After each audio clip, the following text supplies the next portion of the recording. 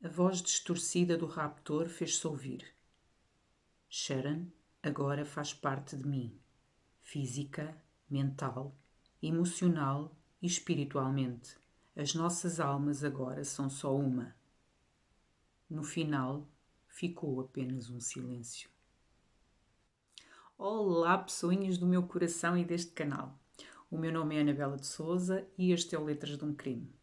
O caso que vos trago hoje é a história de uma menina de 17 anos que foi privada da sua liberdade e da sua família. Então, vamos ao caso. Sharon Faye Smith, ou Sherry, como era carinhosamente chamada, nasceu a 25 de junho de 1967 em Lexington, Carolina do Sul. Era a filha do meio de um casal, da Hilda e do Robert, e tinha como irmã mais velha a Dawn, e o seu caçula, o irmão mais novo, era o Robert Jr. A Sharon era uma adolescente com 17 anos, como qualquer adolescente da sua idade, era uma jovem alegre, era muito bonita, loira, de olhos azuis, tinha uma personalidade extremamente alegre e extrovertida, gostava de brincar com todos, pregar partidas a todos, era uma jovem de 17 anos. Os seus pais também eram pessoas ali muito queridas e muito consideradas na comunidade. Toda a família frequentava a igreja, eram pessoas muito dadas, que gostavam de ajudar e eram pessoas extremamente ativas ali na comunidade. No entanto, no dia 31 de maio de 85, o ano letivo tinha terminado, portanto ela teria acabado, para nós será o secundário, ela iria iniciar a faculdade e estava muito feliz e apesar dos preparativos para a sua festa de finalista, onde inclusive ela iria cantar o hino nacional, porque a Sharon era uma menina que gostava de cantar e cantava muito bem, tanto ela como a Dawn, e então ela iria cantar. Essa festa seria dali a 2 dias, portanto, no dia 2 de junho, e, portanto, depois disso, os alunos tinham combinado uma viagem de fim de curso e iam fazer todos ali um cruzeiro para comemorar então ali o encerramento daquela fase da vida deles e o novo desafio que vinha agora, que era o ingresso na faculdade. Nesse dia, Sharon teria ido à piscina com algumas amigas e por volta o pai frisou que seriam 15h38. Ele recorda-se que estava ao computador e olhou e eram 15h38. O pai Robert olha pela janela do seu escritório de casa e vê a filha a parar ao fundo da viela que iria dar ali à casa. Portanto, a saída para a casa dos Smith tinha uma rua que saía da principal e que teria uma extensão de cerca de 200 metros desde o início da saída da estrada principal até à casa. E aí, quando saía, havia uma caixa do correio, e então o pai viu que a Sharon parou o carro junto à caixa do correio, possivelmente, portanto, para ir ver o correio. E entretanto, voltou aos seus afazeres e não ligou mais à situação. Mas, passado aí uns 10, 15 minutos, ele estranhou não ter ouvido a filha entrar em casa e volta a olhar pela janela e o carro mantinha-se no mesmo sítio. O que ele estranhou, achou estranho, sai de casa e dirige-se ao fim da viela para ver o que é que se estava a passar. Chegado ao fim da rua, o carro da Sharon ainda estava a trabalhar. A porta do condutor estava aberta. A sua mala e as suas coisas estavam ali no banco do passageiro. Portanto, há uma coisa que estava ali que não estava correta e Roberts apercebeu-se logo da situação. Viu que havia de facto alguma coisa de muito errada. Consegue ver também as pegadas de Sharon até à caixa do correio, vê o correio inclusive espalhado pelo chão, mas não havia sinal da Sharon, portanto ele percebeu que havia de facto alguma coisa de muito errado e imediatamente telefona à polícia, que se dirige automaticamente para o local. Mas a maior preocupação da família naquela altura foi de facto que ela precisava tomar a medicação, porque ela era diabética e estava justamente na altura de tomar a sua medicação, por isso é que ela teria ido para casa àquela hora. Entretanto, a polícia, ao examinar ali o local, chega à conclusão que ela teria de facto parado para ir ver o correio, porque o carro estava a trabalhar e a porta estava aberta, portanto, dava indícios que ela teria saído do carro e que alguém estaria à sua espera e que a teria levado. Foi prontamente organizada uma busca pela Sharon, que na época terá sido a maior jamais vista na Carolina do Sul, mas no entanto, e apesar de haver muita gente a procurar e depois de muitas horas, não se conseguiu encontrar a Sharon. A família estava desesperada e pedia publicamente que quem a levou que a trouxesse de volta, porque ela precisava da medicação. Essa era a principal preocupação na altura, porque eles nem sequer se tinham percebido o que é que se estava a passar. Pensavam que era só uma brincadeira e, de facto, que a trouxessem de volta porque ela precisava da medicação com muita urgência. Portanto, sem essa medicação, inclusive, ela poderia perder a vida.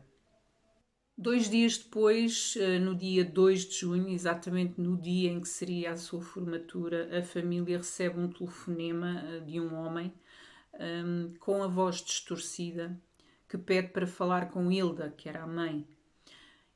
Entretanto, diz-lhe que a Sharon está bem e para lhe provar que lhe dizia a verdade, diz-lhe inclusive que a filha traria um fato de banho amarelo e preto vestido por baixo da roupa que ela trazia no dia em que desapareceu.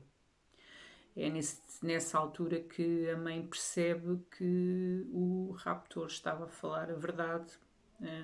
A filha trazia mesmo esse fato de banho preto e amarelo por baixo da roupa, depois de ter passado a manhã com as suas amigas na piscina. Nesse mesmo telefonema, o raptor terá dito que a família iria receber uma carta no dia seguinte. A chamada é rastreada e detecta que terá sido feita de uma cabine pública a cerca de 35 km dali. Portanto, o que queria dizer que mesmo que se deslocasse para lá uma equipa, quando se lá chegasse, já não se iria encontrar ninguém. Portanto, era uma distância razoável ou consideravelmente grande para se conseguir apanhar ali alguém em flagrante. Robert e a polícia leem a carta e o pai fica devastado. Nela, Sharon diz repetidas vezes que ama cada um deles da família, que ama os amigos, que ama Deus, pede-lhes que continuem a viver as suas vidas, que não guardem rancor, que Deus é grande. Pedia também que no seu funeral a urna permanecesse fechada. Portanto, era mesmo uma carta de despedida. Robert recusa-se a aceitar e continua na esperança que a filha regresse a casa. Entretanto, essa carta é enviada para um laboratório forense, onde iriam tentar ali encontrar algum indício do seu raptor, quem era aquele homem, se há algum cabelo, alguma digital, qualquer coisa que eles conseguissem identificar aquela pessoa. Portanto, no dia 3 de junho, os Smith recebem um novo telefonema e quem atende é a Hilda, a mãe. E é questionada se recebeu a carta. A Hilda diz que sim, que recebeu a carta, mas que gostaria de saber como é que está a filha. Ao que ele responde, saberão daqui a 2 ou 3 dias. E nessa mesma noite viria então um telefonema que deixou a família devastada. Terá apenas dito: Sharon agora faz parte de mim, física, mental, emocional e espiritualmente. As nossas almas agora são só uma. No dia seguinte, no dia 4, recebe entretanto outro telefonema e é Dawn que atende e o homem diz-lhe, começa-lhe a relatar que às 13h10 da manhã do dia 1 de junho, portanto no dia seguinte a ela ter sido raptada,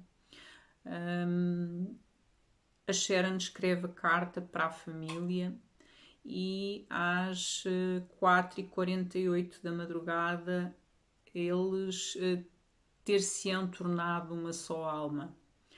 Dawn diz que não entende, que para ele explicar o que é que quer dizer com aquelas palavras, mas ele ignora o pedido e diz-lhe apenas para transmitir ao xerife James Metz que parassem de procurar a Sharon. Ela sentia muita falta da família e amava-os muito, e depois disto desliga. A família fica sem saber o que é que ele queria dizer com aquelas palavras, no entanto, receavam que o pior estivesse para acontecer ou tivesse acontecido. No dia seguinte liga novamente e então pede nessa altura para falar com a mãe, com a Hilda, e pede-lhe que siga as instruções que ele lhe ia dizendo. E depois, no fim, antes de desligar, diz: estamos à vossa espera, Deus nos escolheu. Os detetives seguem as indicações dadas pelo homem e o pior realmente confirma-se. Eles vão encontrar o corpo da Sharon exatamente onde o homem descreve que estaria, atrás de uma antiga loja maçónica, em Saluda, a 18 km da casa dos Smith. Toda a comunidade fica em choque. Nunca ali se tinha passado nada do género. As pessoas saíam de casa, deixavam as portas abertas, não havia relatos de situações com crianças, com jovens ali naquela zona. Portanto, toda a gente se uniu e toda a gente, ninguém queria acreditar que aquilo se estava a passar. A autópsia confirma que a Sharon terá perdido a sua vida cerca de 12 horas depois do seu rapto, portanto já estaria morta há cerca de 3 dias.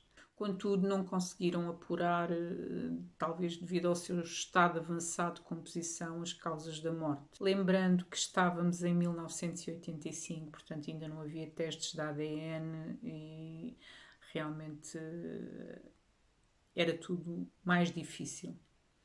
Mas eventualmente eles apontaram ali como causa provável o sufocamento, porque ela tinha restos de fita no cabelo, tinha bocados de cabelo que teriam sido cortados que indiciavam que tivesse fita a tapar-lhe o rosto eventualmente, portanto eles levaram para aí.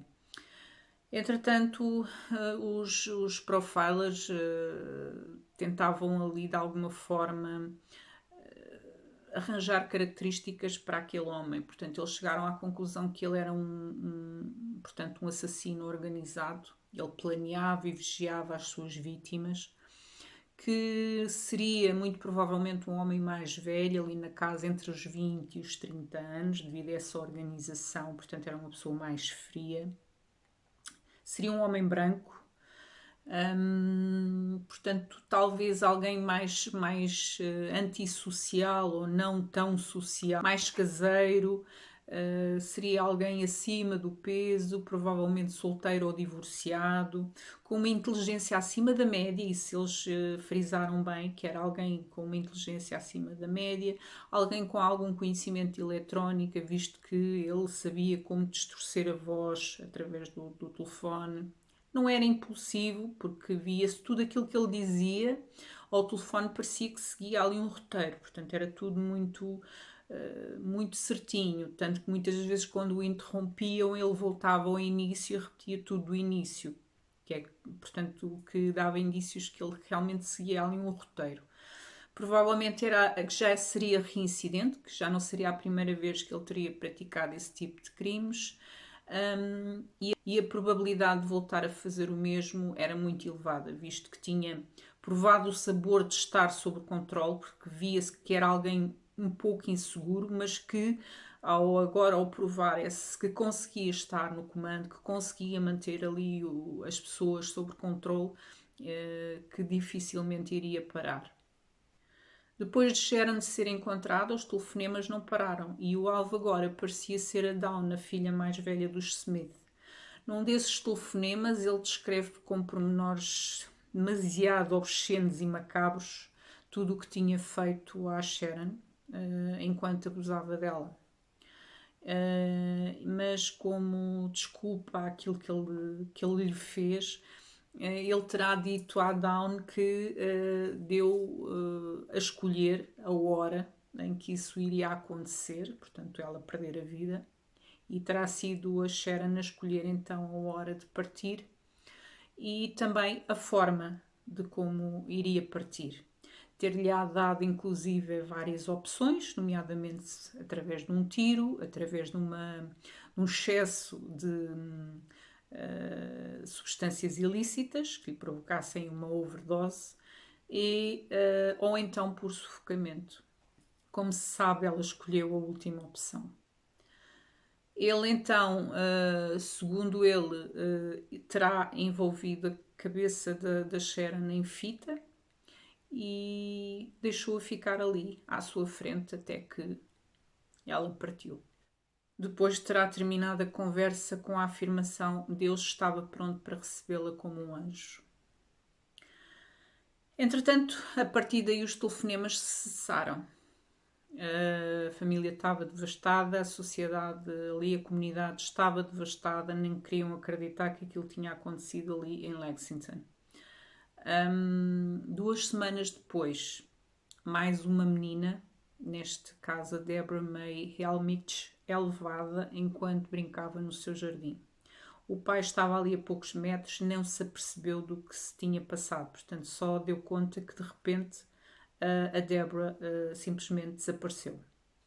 A Deborah era uma menina de 9 anos, também muito bonita e com características muito similares à Sharon. Era loirinha e também tinha os olhos claros azuis, tal e qual como a Sharon. A polícia acredita que terá sido devido a esses pormenores que o raptor a terá levado. Provavelmente para querer prolongar a situação da presença de Sharon, não sabem muito bem porquê, porque era uma criança, tinha 9 anos, portanto, o que pensar de uma mente dessas, não é? Entretanto, a polícia precisava que ele voltasse a comunicar, que ele precisavam que ele saísse da toca e então nessa altura decidem organizar um memorial pela Sharon e pedem à Dawn que leve um peluche que diga que é o peluche preferido da Sharon e que amarre de alguma forma a um ramo de flores esse peluche e que deposite isso em cima da sepultura da irmã.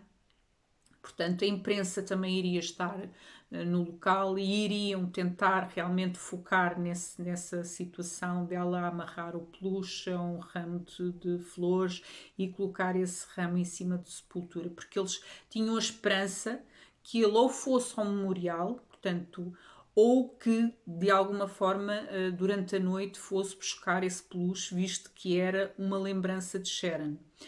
Ao mesmo tempo, também iriam ter ali alguns agentes a recolher todas as matrículas de todos os carros que fossem a esse memorial, para ver se de alguma forma conseguiam identificar alguém ali estranho à sociedade que pudesse estar presente e que fosse de facto o assassino. Mas infelizmente no dia seguinte, depois de uma noite ali de vigília, o peluche continuava em cima da sepultura, portanto ele não terá ido então buscar esse peluche. Entretanto, na madrugada do dia 23, os Smith recebem um telefonema, mais um telefonema, certamente instigado ali pelas notícias do memorial. É a Dawn que atende o telefonema e mais uma vez é o assassino. Só que desta vez ele não distorce a voz como das outras vezes, portanto, o que demonstra ali muita segurança.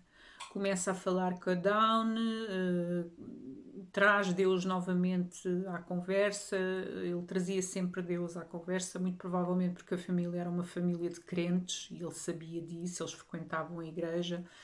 Ele continua a falar até que lhe terá dito que Deus queria que Dawn se juntasse à Sharon e que era só uma questão de tempo. Ela não poderia ser protegida para sempre e que poderia demorar 1 ano, 10 anos, mas que o papel dele seria que a Dawn se juntasse à Sharon. Entretanto, muda de assunto e pergunta-lhe se sabe quem é a Deborah Wilmich. E a Dawn diz-lhe que sim, e começa a dar-lhe uma série de indicações que os levaria a Deborah. E termina dizendo: a Deborah May está esperando, Deus nos perdoa a todos. Os detetives seguem novamente as indicações e encontram então o corpo da pequena Deborah junto de uns arbustos, mas a história estaria prestes a sofrer um revés. A carta escrita por Sharon, cujas folhas foram para análise, teriam sido retiradas de um bloco de notas. E depois essas folhas foram, entretanto, submetidas a um aparelho de detecção de eletrostática, que esse aparelho detecta qualquer relevo que exista no papel, com efeito de calque. Portanto, quando se escreve algo numa folha, as folhas de baixo ficam com aqueles relevos, portanto, e eles conseguem detectar nesses relevos uma espécie de lista com vários nomes e vários números que indicavam tipo uma lista de números de emergência. E um desses números, depois de algumas tentativas que eles conseguem, faltava um número, eles foram tentando até conseguir detectar de onde era aquele número. Eles fazem a ligação, é um rapaz que atende, e quando é questionado se teria alguém na Carolina do Sul, visto que aquilo era de outro estado, ele terá afirmado que sim, que eram os seus pais. O rapaz então passou a morada à polícia e a polícia conseguiu detectar que essa morada ficava ali a cerca de 25 km da casa dos Smith. Eles, entretanto, cheios de esperança que realmente tivessem conseguido descobrir quem era aquele homem, vão até à morada e na morada são atendidos então por Alice Shepard, um idoso que eles chegam logo à conclusão que definitivamente não era nem poderia ser quem eles procuravam, mas a polícia pede então para falar com ele e explicam-lhe tudo aquilo que se estava a passar, inclusive a situação do número. E o Sr. Ellis terá dito sim, era o filho dele, e efetivamente o rapaz tinha sido ele que lhes tinha dado essa morada, mas que eles não estiveram presentes quando se deu o desaparecimento da Sharon, porque eles tinham ido de férias e tinham regressado há relativamente pouco tempo, portanto eles nem sabiam bem o que é que se tinha passado. A polícia ali convencida que de facto aquela família não tinha nada a ver com a situação, mostra então ao Sr. Ellis a gravação que foi feita sem o distorcedor de voz, que é a última chamada que ele terá feito para a Dawn, e o senhor identificou imediatamente a voz e disse: é o Larry Gene Bell. E explica que esse Gene Bell foi o rapaz que ficou a tomar conta das suas coisas enquanto eles estiveram fora. Pediu então os registros telefónicos da casa do Shepard e detectam algumas chamadas para a casa dos Smith. Não percebi muito bem porque se eles rastreavam as chamadas, se iam dar a cabines telefónicas, como é que nunca rastrearam até ali àquela casa? Eventualmente, se calhar foi algumas chamadas que ele fez só para, sei lá, para chatear, ou chamadas rápidas, não terão sido as chamadas que desenvolveram muito, porque essas chamadas foram detectadas e rastreadas para uma cabine telefónica. Portanto, presumo que tenham sido chamadas de curto tempo que ele, entretanto, tenha feito para a casa.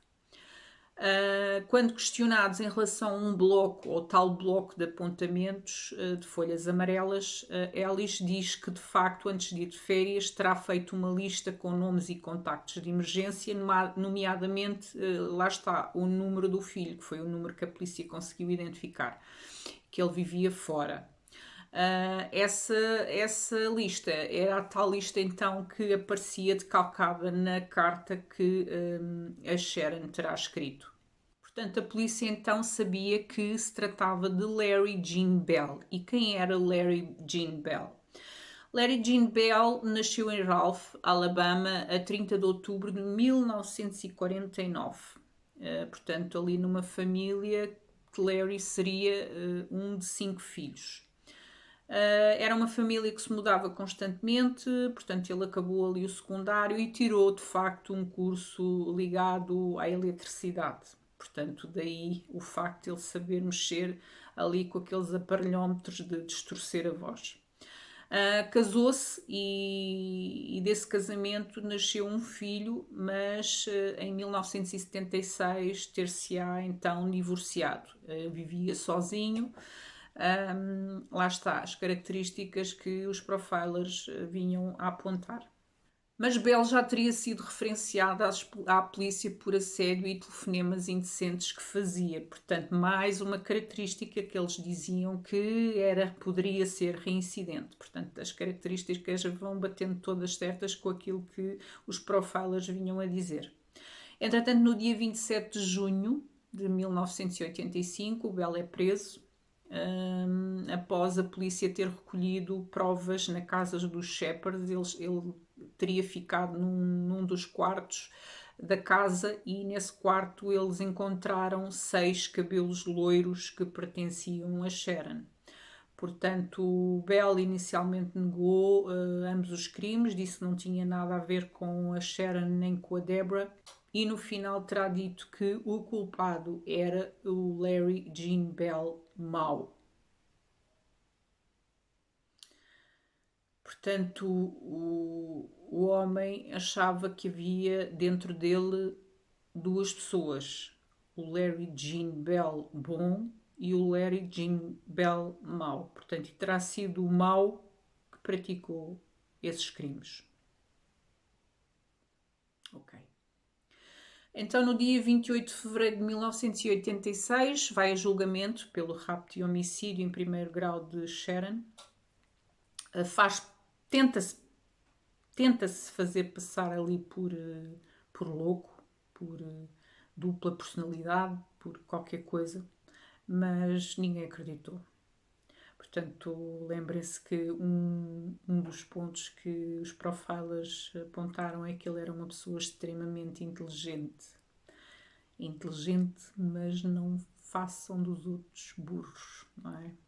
Portanto, não conseguiu convencer com essa sua dupla personalidade e, entretanto, o júri deliberou em apenas 47 minutos.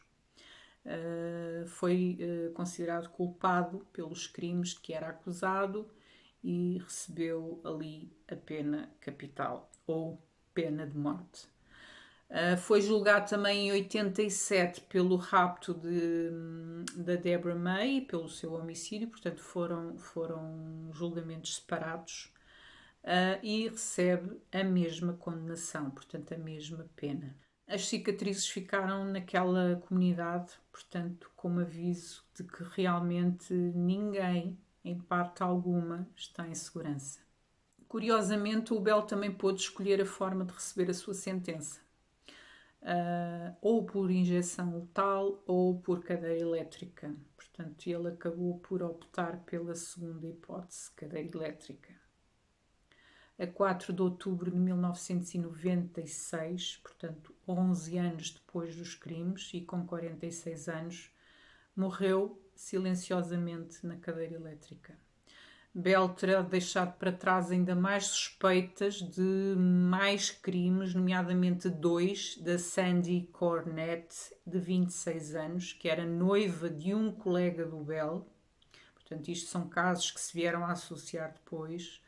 E de Denise Porsche, de 21 anos, que morava ali a 300 metros de Bell na altura. Portanto, ambas desapareceram e os seus corpos nunca foram encontrados. Triste. Muito triste. Bom, este foi o caso de hoje. Espero que tenham gostado. Se gostaram, deixem o vosso like. Comentem aí se ficaram até ao final. E eu encontro-vos aqui para a semana, se Deus quiser. Um grande beijo e gratidão.